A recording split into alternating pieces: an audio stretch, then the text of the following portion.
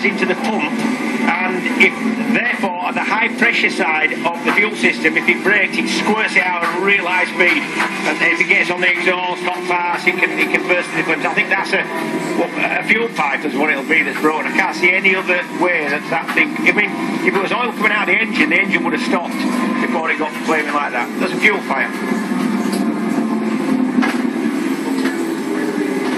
Look, it's not going to look any more pleasant in slow-mo, is it? Look, the moment that Richie realises that his backside's getting very, very warm. Oh, there's some flames coming out at the front as well. Yeah, well, fuel fire, it's almost impossible to put a petrol fire out. You need proper fire extinguisher. You can't put it out with a water fire extinguisher. That makes it worse, because it turns to steam as the water and blows it everywhere.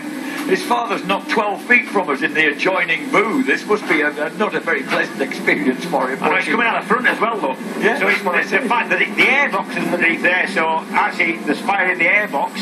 You'd expect that's a fuel pipe. This is the moment of the very slow-mo moment of realisation. Oh no, what is happening to my golden marriage prospects here? Good Lord, let's get off this right quick. What are you talking about?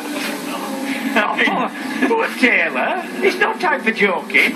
No, it's terror. The consequence could be awful. In actual fact, given the situation, he did really well with this.